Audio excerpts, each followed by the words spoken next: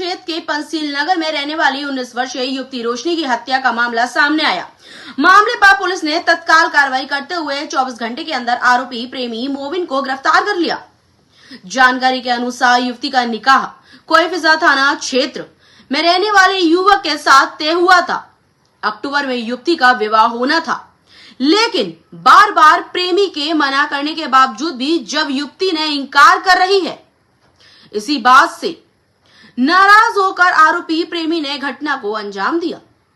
मामले पर एसीपी अंकिता खातरकर का कहना है कि आरोपी ने घटना करीब रात 3 बजे के आसपास घटना को अंजाम दिया। आरोपी युवती के घर के पास का ही रहने वाला है। वो पड़ोस बालों की छत के सहारे मृतका के कमरे तक पहुंचा, जहां चाकू से गला रेत कर हत्या को अंजाम दिया। पुलिस ने संदेह पर आरोपी मोबिन को हिरासत में लेकर पूछताछ की। पूछताछ में मोबिन ने खुद का गुनाह कबूल कर लिया। पुलिस ने मामला दर्ज कर आरोपी को जेल भेज दिया है। वाइट कल टीटी नगर थाने क्षेत्र में पंसील नगर इलाके में एक युवती की लाश मिली थी, गला कटी हुई, जिस पर से मर्ग जांच में लेते हुए मामले को संज्ञान में लिया गया था।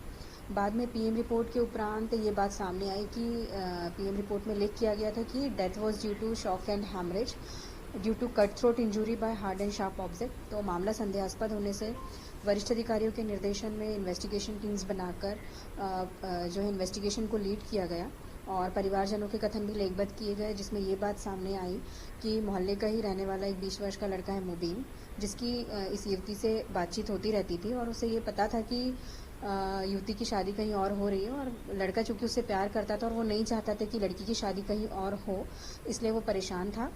और ये पूरे प्रॉपर प्लानिंग के साथ इसने लड़की का जो बगल वाला घर है उस घर की छत पर से लड़की के कमरे में लगभग रात को 3 बजे गया है चाकू और ब्लेड लेकर, और वहाँ जाकर इसने लड़की का गला दबाया है, देन गले को चाकू से काटा है और फिर वहाँ से गया है। एक तरफा ही कहना चाहिए, लड़की का भी थोड़ा लगाव था इससे, बट चूंकि लड़की की शादी कहीं और हो रही थी तो लड़की ने इसको मना कर दिया था कि मैं कहीं और शादी हो रही है तो मैं अब तुमसे रिलेशन में नहीं रहूंगी। तो इसी बात से ये परेशान था कि तुम वहाँ कैसे शादी कर सकती हो, तुमको मेरे से शादी करनी पड़ेगी। मिलने जुलने के लिए दबाव बनाता था और शादी के लिए भी दबाव बनाता था।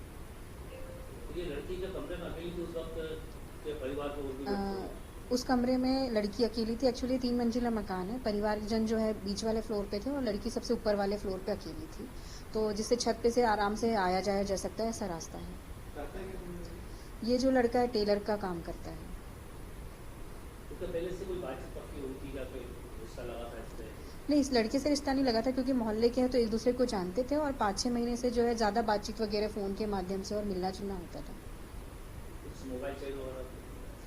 अभी मोबाइल तो जब्त किया गया है और उसमें अभी देखते हैं फॉरेंसिक्स के दिखा के, क्योंकि लॉक लगा हुआ है, फॉरेंसिक जांच में है। ये वारदात से पहले कोई हिंदुओं के साथ लड़ाई झगड़ा हुआ है? हाँ, जो लड़के से अभी जो बात करी उसमें ये बात सामने है कि लगभग 2-2:30 बजे के आसपास जो है दोनों के बीच में बातचीत हुई है, लड़का और लड़की के बीच में, और उसके बाद लड़के ने इसको बोला है कि मैं आ रहा हूँ।